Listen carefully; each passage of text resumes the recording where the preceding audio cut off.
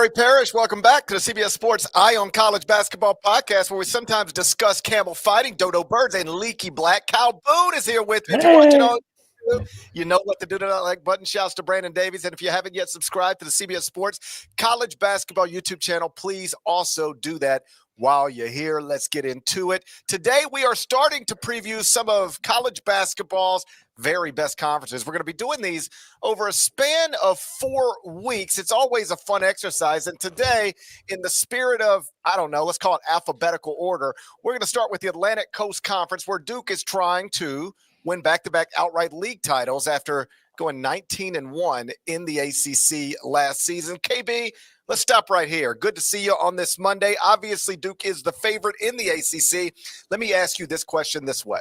If I offered you $10 million, if I said, Strong Jaw, I got $10 million and I'm going to give it to you, all you got to do is correctly identify one future power conference champion. Would Duke be your pick? In other words, in your mind, is Duke more likely to win the ACC than any other power conference team is likely to win whatever power conference it happens to be in? Yeah, good morning. Great to see you, GP. I will answer this question this way. I think on paper, it has felt several times over the last couple of years, the ACC looks like it is Duke's, and for reasons being that, they've recruited younger players, that, they haven't completely been consistent in the regular season. We've seen like Virginia or North Carolina or Florida State steal it. It feels like that could be the case again this year. So for that reason, I think my answer would be no. I think I'd take Houston as the pick. If I had to bet $10 million, I think I trust Kelvin Sampson. That being said, the ACC, if I'm making a pick this year, it's absolutely going to be Duke, right? I think they have the best talent on paper. The way that they've recruited at such a high level, they have, I think, one of the best players in college basketball this season in Cam Boozer. And just, I think from top to bottom, the ACC just in general doesn't quite have the horses to compete at the top the way that Duke is equipped to do. I hearken back to a conversation I had with Avery Johnson earlier this year, and I'll toss it back to you, GP, to answer this question. He put it pretty plainly in terms of teams assembled like Duke, teams that consistently rely on freshmen. And he put it just in the way that said, even if you have the best freshmen in college basketball, which Duke this season very well might, I think the odds suggest that is the case. It is oftentimes very hard to rely on consistency on a night in, night out basis from your team when you are asking a lot of 18, 19-year-old players. So, I think Duke probably has the highest ceiling among teams in the ACC this season. But if a Louisville, if a Virginia or an NC State were to win the ACC, it wouldn't totally shock me this season. I don't know about you, GP. Yeah, I think I agree with most of that. I would pick Duke to win the ACC, but if you want to argue, you would trust Houston and Kelvin Sampson to win the Big 12 more than you would trust Duke and a largely entirely new team, or at least a lot of new faces in the rotation. If you trust Houston over this Duke team, I can get behind that. And what I'm about to tell you does not provide a definitive answer to the question that I asked you, but it does provide some context. So just hear me out. I went to barttorvik.com just to play around with the numbers and recognize that Duke is number 2 at barttorvik.com right now. The next highest ACC team in those rankings is Louisville at number 11. So follow me here, 9 spots in between the two. There's 9 spots in between the projected first place team in the ACC and the projected second place team in the ACC. Now you go do that in the other power conferences. In the Big 10, Michigan is number 3, Purdue is number 4. So 1 spot in between the top 2 in the Big 10. In the Big 12, Houston is number 1, but BYU is number 6. Only 5 spots between the top 2. In the Big East, St. John's is number 9, and UConn's number 10. 1 spot between the two. And in the SEC, Florida is number 5, and Tennessee is number 13. Those are the top 2 in the SEC, 8 spots between the two. So for whatever it's worth, there is a larger gap at Torvik between Duke and the next best ACC team than there is between any projected conference favorite and the second best team in that power conference. But we are really splitting hairs here. Duke at number 2 in the computers. Not arguing, but they lost a lot, man, including the best player in the country. And in a time where the transfer portal is more used and more valuable than ever, they didn't really get in there the way that so many other schools did. Like, I've got Duke 9th in the top 25 and 1. And you can say that's too high, too low, whatever, but it's lower than the computers. And the reason I sort of settled in that range is they are going to perhaps start a lineup that consists of 3 dudes who were on the team last season, but none of them played even 15 minutes per game, plus Dame Sarr, who's a international prospect from Italy, 19 years old, who people are really high on, could be an NBA player, but we got to see it. And then Cam Boozer, who's phenomenal. Nobody disagrees with that. But this roster doesn't look anything like last season's roster to me in terms of high-end talent. And if you go to the 24/7 sports transfer portal rankings, they enrolled 0 top 100 transfers.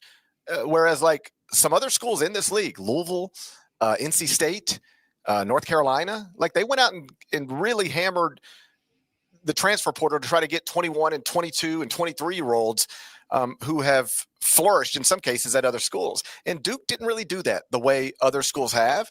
And so, again, let's not bury the lead. I think Duke will win the ACC.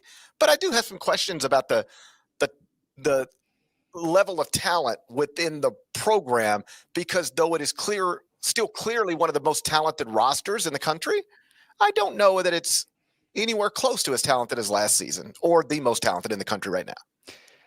I think that's probably right. And I would add to GP, I know people who follow college basketball closely know this, but the sliding doors from this offseason for Duke in particular is very interesting, because we could be talking about a Duke team that has, the Boozer twins. They have Isaiah Evans coming back. They have Caleb Foster. And, oh, by the way, they have Cedric Coward, right, who was one of the best transfers available. They made him a priority.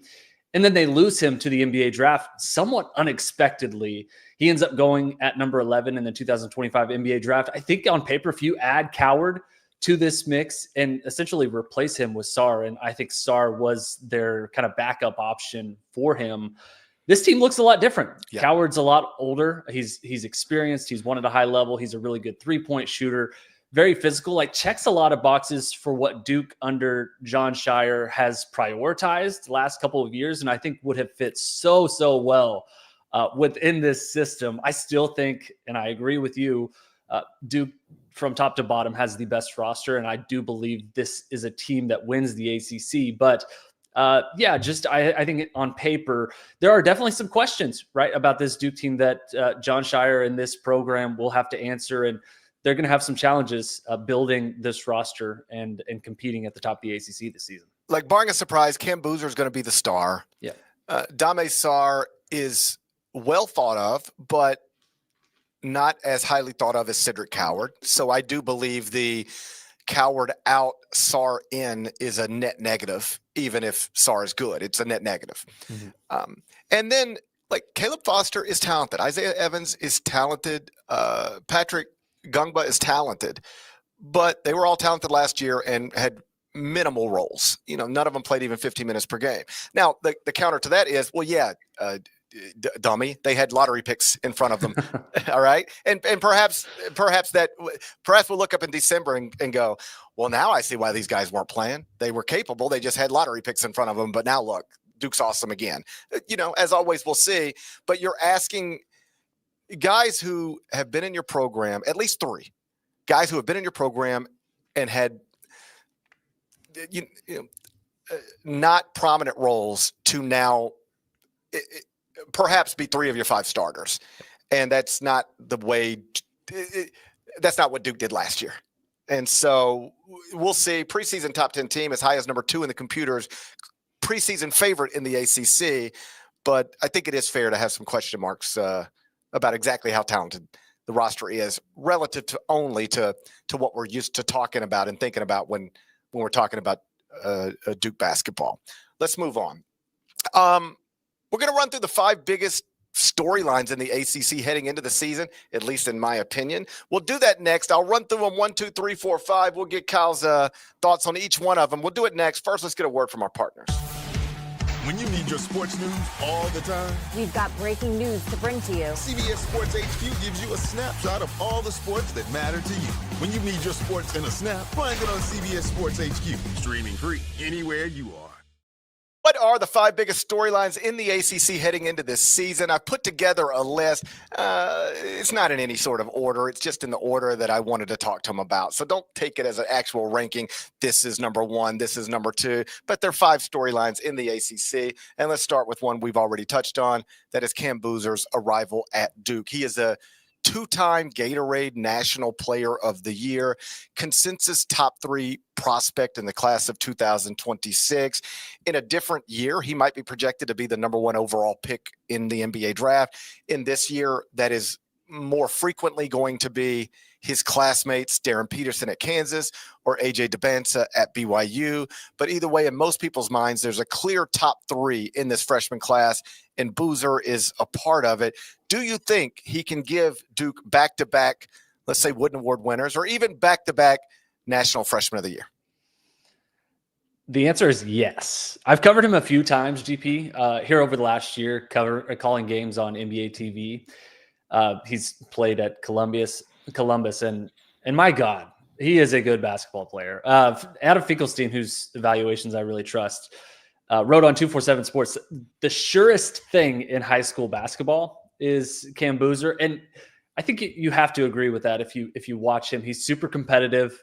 He's versatile. He can play both inside and out. There's not a lot of weaknesses in his game. And, Boozer, if the name sounds familiar, it obviously should. He's the latest in a long line of former NBA players' sons to make this jump up to the college level at the high major level. Carlos Boozer's son, obviously, joins the list that includes Bronny James. Last year it was Jason Richardson's son, Dylan Harper, Jaren Jackson. It's a long list, and I think so. His upbringing as someone whose father played competitively in college at the NBA level, he's a very mature player for his age. And I think at Duke, he is going to be a superstar. I actually project him, GP, and I know there will be some question marks, and people really like Darren Peterson and AJ DeBansa. I actually project him to be the number 1 pick in next year's class. I think in terms of projecting to the next level, Peterson and DeBansa, a guard and a wing may make more sense, but Boozer is just so solid at so many different things. And I think at Duke next season, we will see him emerge as a top 5 player in college basketball, an All-American, and potentially the number 1 pick in the 2026 NBA draft. Yeah, I think he's going to be great. Yeah. I had somebody describe him this way to me once upon a time. Before Peterson sort of entered the conversation as top prospect in the class, it was mostly a conversation about Boozer and DeBansa. And I had somebody tell me, if you're drafting for the NBA, go DeBansa. If you are trying to win a basketball game tonight, take Boozer. Yeah. And that is maybe his greatest attribute at the prep level, is he always won. His teams won everything. I mean, peach jams, state championships. If it was a competition and you made a bracket and you put a trophy at the end of it, his team was holding the trophy more often than not. So incredible intangibles like that. And then, not to take away from the individual skills, he's like a legitimate top 5 NBA prospect as well. So total winner, made of the right stuff, and should be overwhelming at Duke. I don't know that I expect him to match Cooper Flagg's freshman season, certainly not Zion's freshman season, but could he be the best freshman in the country and by extension the best player in the country? Yeah, I could see that. Story number 2, Louisville, loaded, and probably the biggest challenger on paper to Duke in the ACC. They're 11th at Torvik. 15th, I have them in the top 25-1. What do you make of the team that Pat Kelsey has put together? I'm excited to watch Louisville. I wish I had my Pat Kelsey glasses. They are around here somewhere. I was looking for them. I'm all in on Louisville this season. I do believe Duke is going to be the team to knock off in the ACC, but I did an exercise for CBS Sports here recently, ranking the top 25 programs the last 25 years. Obviously, Louisville was in there. I also projected the top 25 teams over the next 25 years. I put Louisville at number 3, behind Kansas, behind Duke, ahead of Kentucky in the Bluegrass State. And that is my belief in Pat Kelsey. He flipped this thing right away. They were 8-24 the year before he took over. Last year, 27-8 in his first season. And he's already recruited at a really high level. And I think the optimism, the momentum surrounding this program is palpable. Michael Brown Jr., I think he's going to be the truth. He's a 5-star point guard. I think a sleeper candidate. We're talking about number 1 picks in this 2026 NBA draft. He is absolutely, I think, going to be a top 5 pick in this next year's class. Really strong transfer class as well. Isaac McNeely, Ryan Conwell. Kelsey knows how to coach. He's very schematically sound with his X's and O's. I think they're going to be really good on defense this season. Offensively, I believe they will take a step forward because of Michael Brown and how good he is developing as a playmaker, as a facilitator. So Louisville is going to be the biggest threat to Duke in the ACC. Are you buying that or are you selling that? No, I'm buying that. I think that's true. I love, like, capital LOVE, love what they did in the transfer portal, because they didn't just go out and get the best players they could get. There seemed to be a real purpose behind what they did. Yes.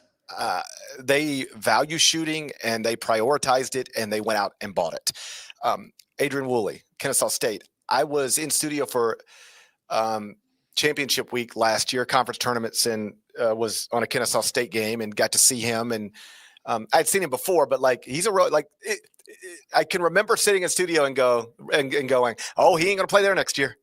I remember thinking that. And so now here we are, 42.2% from 3 on 5.2 attempts per game. They go get Ryan Conwell, Xavier, 41.2% from 3 on 7.1 attempts per game. They go and get Isaac McNeely from Virginia, 42.1% from 3 on 7.5 attempts per game. They added at least 3 high volume, above 40% 3-point shooters. Like that should translate. Mm-hmm. And that's why Louisville should win a game, not only make the NCAA tournament, but win a game in the NCAA tournament for the first time in a long time. Trivia time. Okay. It's interesting that you have Louisville as one of the top 25 programs of the past 25 years. I don't disagree. Louisville is one of the greatest basketball programs of all time. When's the last time Louisville won a game in the NCAA tournament? I have lived through this, and I would have gotten this wrong. So don't be embarrassed if you missed this, because I lived through it all, and the answer still surprised me. I double-checked it because it just seemed there's no way this is true. Oh, the fact that it surprised you makes me think it's longer ago than maybe I would expect. So in that case, I'm going to go what? Surely it's not 2013, right? It's not that far back. Okay. I'll file that as my official guess, and you can tell me when. The last time Louisville won a game in the NCAA tournament was March 17th, 2017, over Jacksonville State. Rick Pitino was the coach, and Donovan Mitchell was the best player. Wow.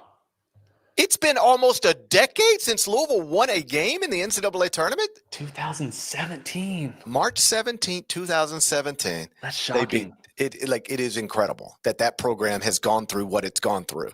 We understand why and how, but the idea that, as somebody who grew up on the Metro Conference and followed that program closely my entire life, the idea that it could sink to the depths that it sank to, literally unimaginable.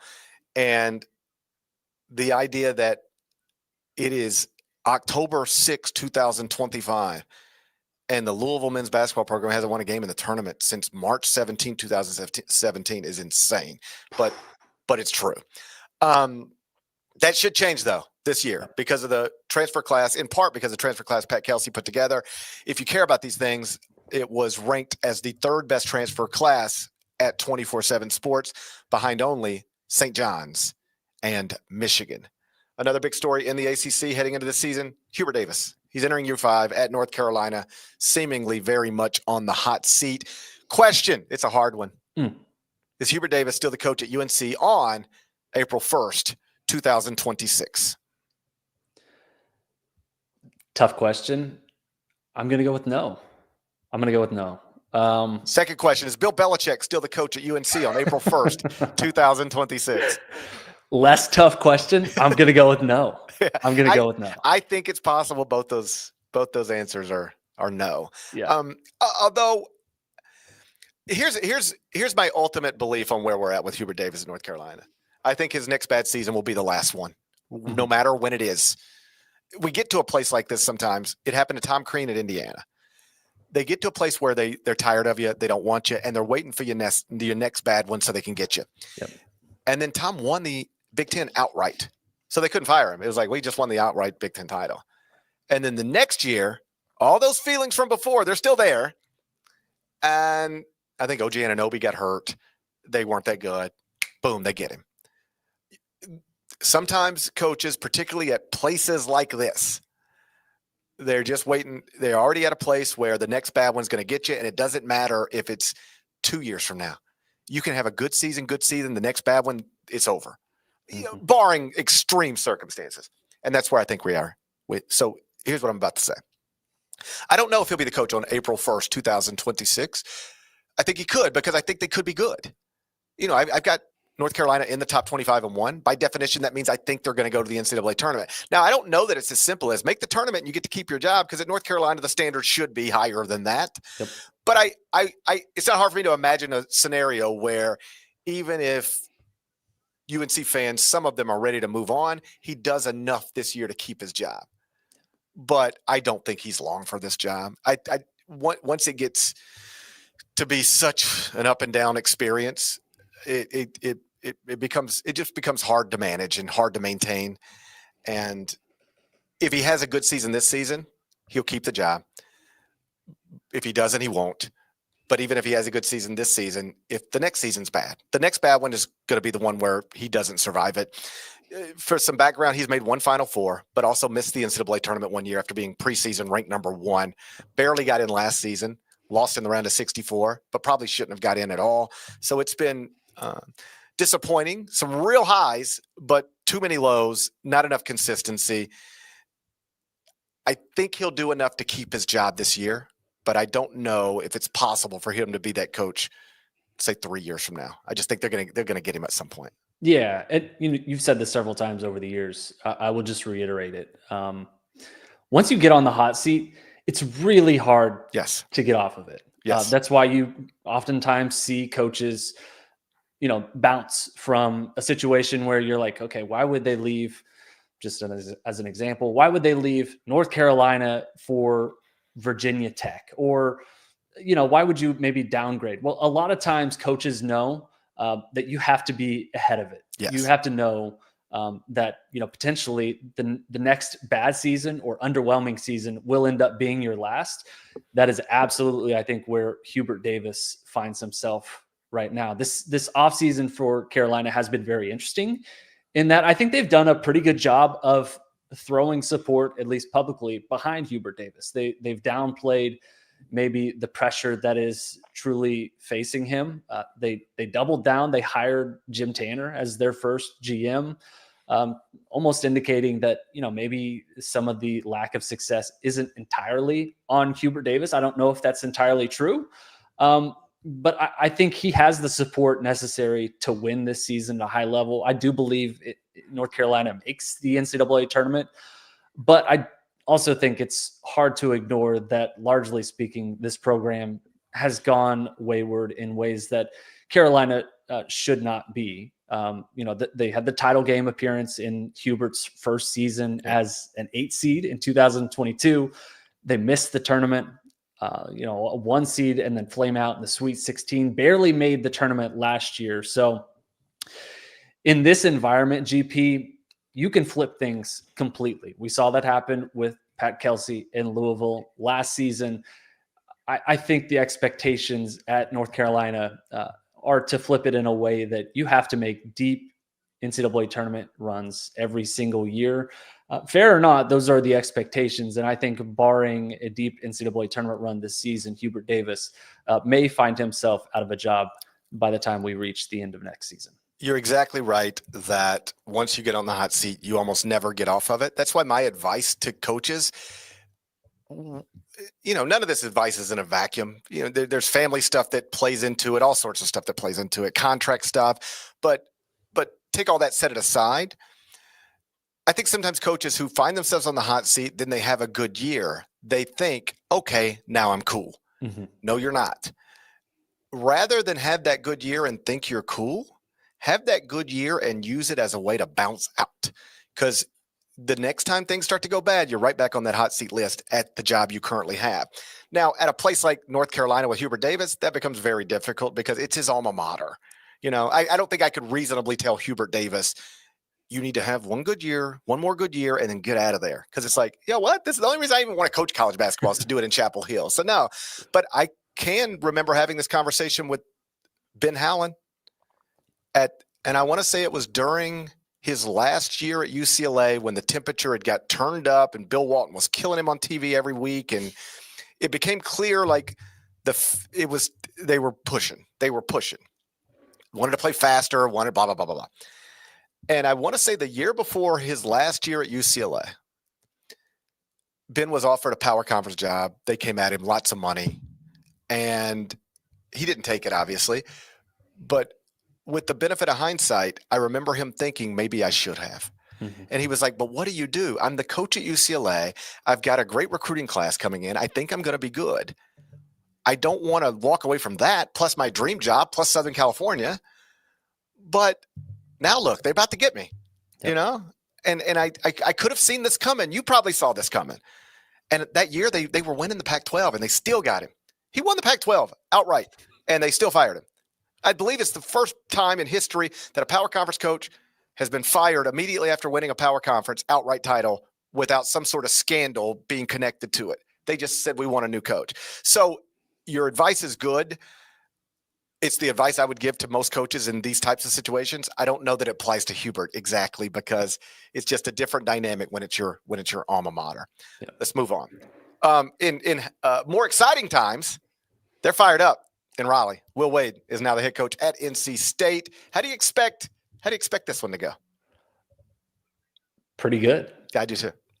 Pretty good, right? Like Will Wade, kind of an exciting fit at NC State, a great coach. And, reading the Candid Coaches series that you and Norlander did a great job with, you can read it at cbssports.com. One thing that jumped out to me consistently was virtually every coach that mentioned NC State or mentioned Will Wade, not only mentioned that he was, a great hire, but also a great fit at a place like NC State. One coach called him, I think it was the gangster. Oh, sure. Yeah. And he's so he's also he's an agitator.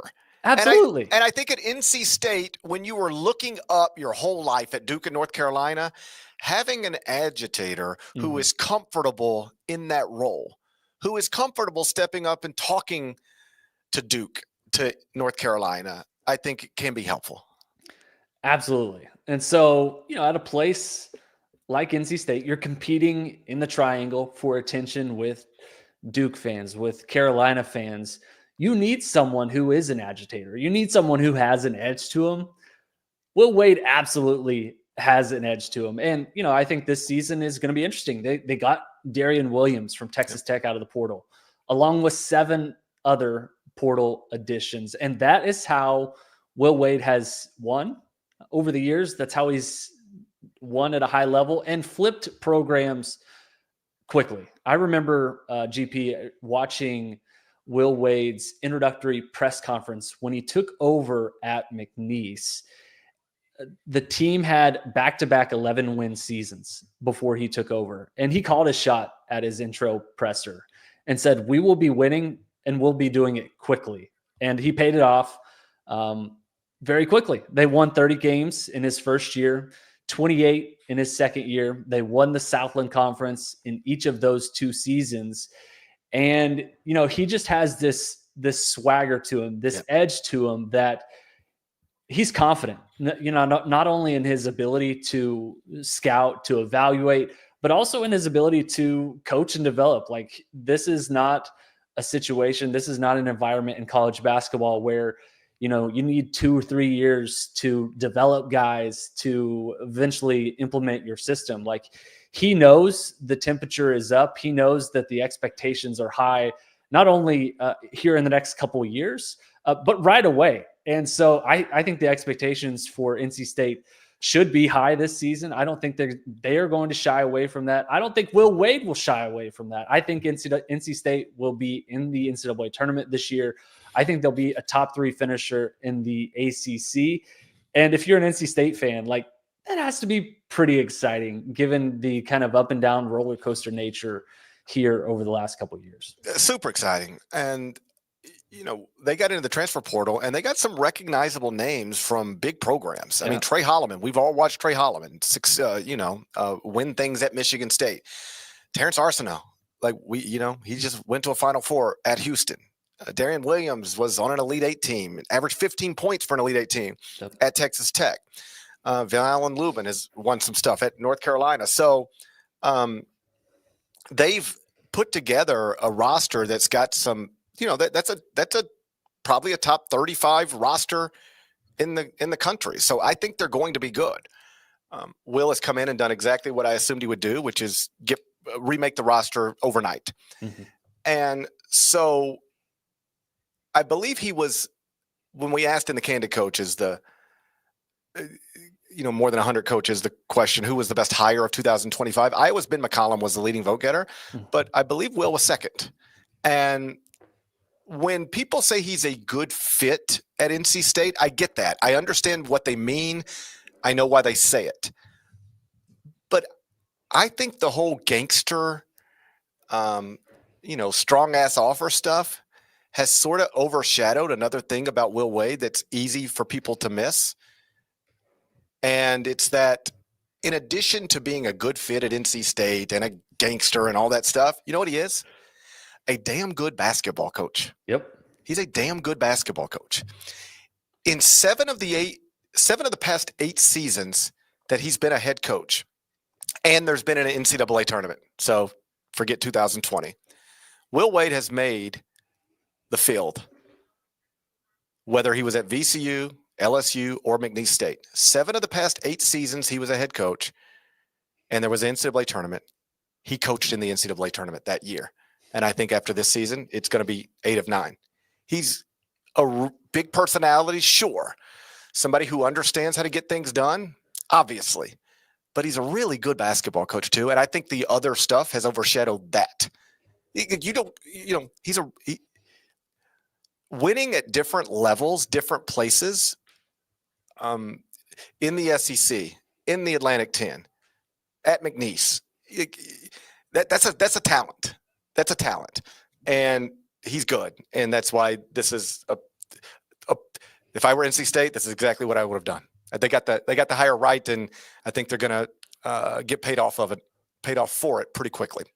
5th storyline in the ACC: Ryan Odom, now the new coach at Virginia. I just said something I think I would apply to Ryan Odom as well about Will Wade. If I were NC State, you never know whether these are going to actually go well. We have thoughts, we have opinions, but they're guesses, right? I think Will Wade's going to do well at NC State, but I can't promise you that. But I believe he was the right hire. You never know if they're going to work, but sometimes there is a clear-cut right hire. And I think this past offseason at NC State, that was Will Wade. I think at Minnesota, Nico Medved was just like, we'll see if it works, but that's the guy. Yep. He's been running Colorado State well. He's from Minneapolis. You got the right guy. At Iowa, they got the right guy. It's the right hire. Ben McCollum, he's from Iowa City. He's done amazing stuff. And Virginia, right hire. I don't know if it'll work. I think it will. But this is the guy. This was the only guy to hire. He's familiar with the area. He's won at different places, and he did enough in the offseason to get Virginia ranked 35th preseason at barttorvik.com. Yeah, just a ton of connections, right, with Ryan Odom and Virginia that makes this an exciting hire if you're Virginia. Obviously, he coached at UMBC for the 16th seed team that knocked off number 1 seed Virginia, kind of a full circle moment. But, too, he lived in Charlottesville from, 3rd grade to 10th grade. He was a ball boy at Virginia home games in the 1990s.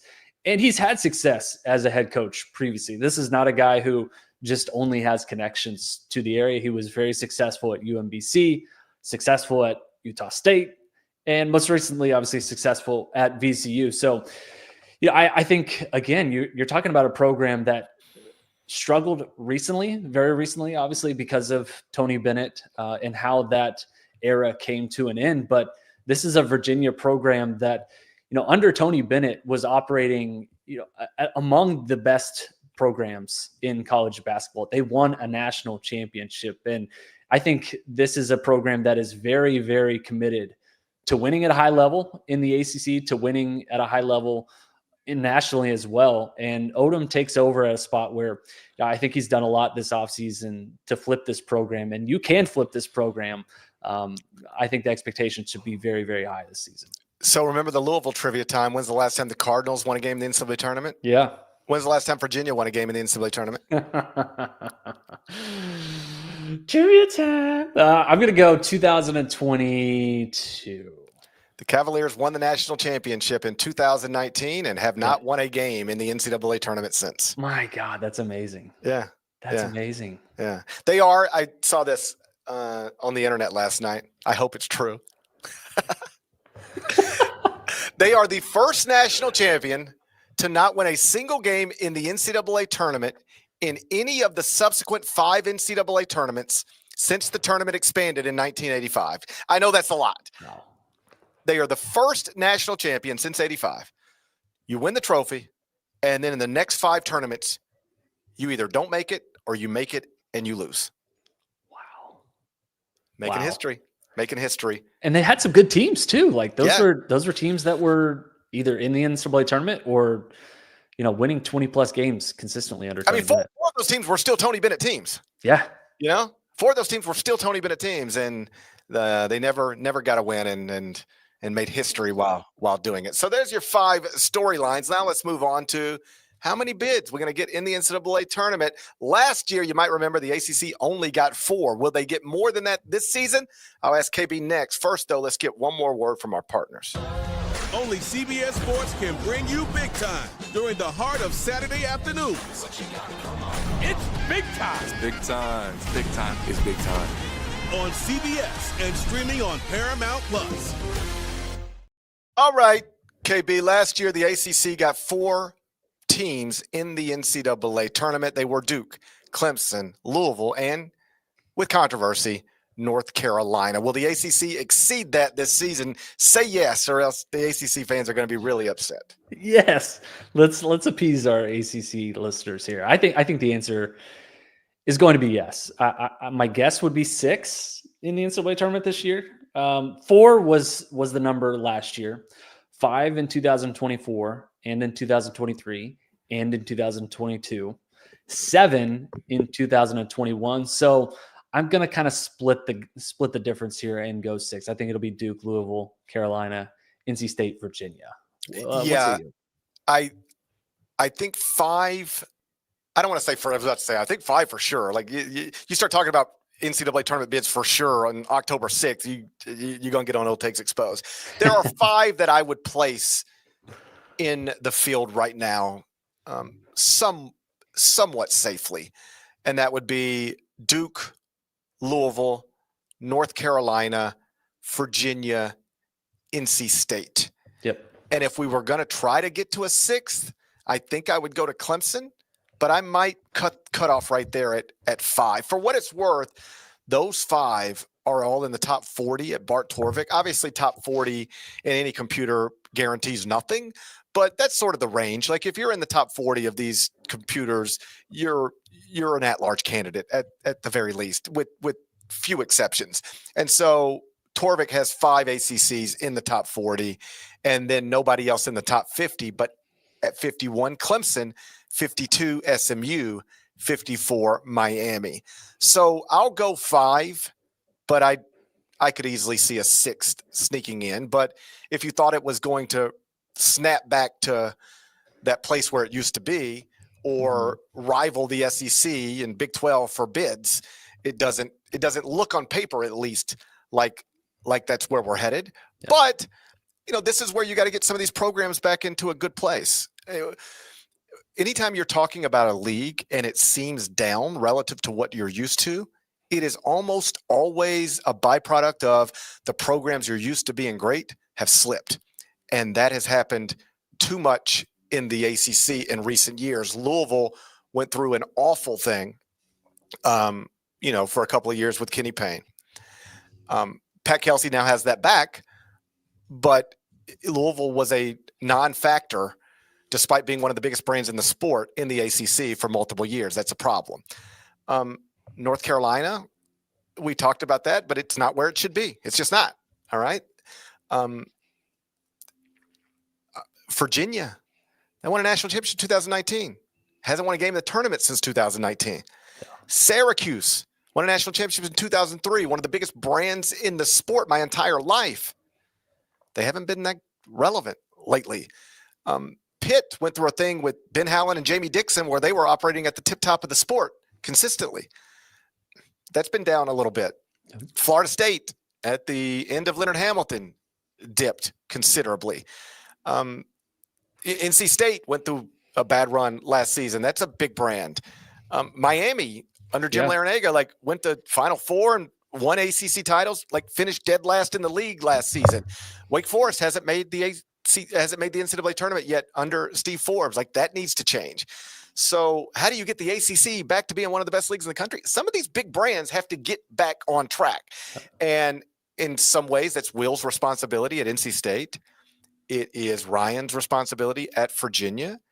And it needs to happen at places like Syracuse and Pitt and Florida State and Miami as well.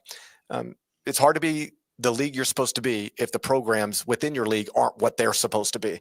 And that has been a major factor with the ACC in recent years. Absolutely. Yeah. I think there's probably going to be a couple of X factors that could make this interesting. Maybe get 6. Clemson. Feel like every year we write off Brad Brownell and they resurrect and make it interesting. SMU, Miami.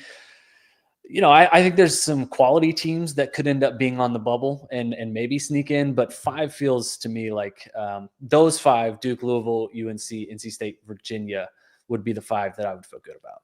Okay, before we get out of here, let's do some ACC awards. They're preseason awards, so they mean absolutely nothing. Love it. Let's call it, but they're predictions and people enjoy them. So let's do Coach of the Year, Player of the Year, Freshman of the Year. And I do think we need to start doing Transfer of the Year because those are going to be big factors in every league going forward. So you go ahead, hit me with yours first, and then I'll hit you with mine. All right. Player of the Year, drumroll please. Cam Boozer at Duke. Coach of the Year, the gangster himself, Will Wade at NC State. Freshman of the Year.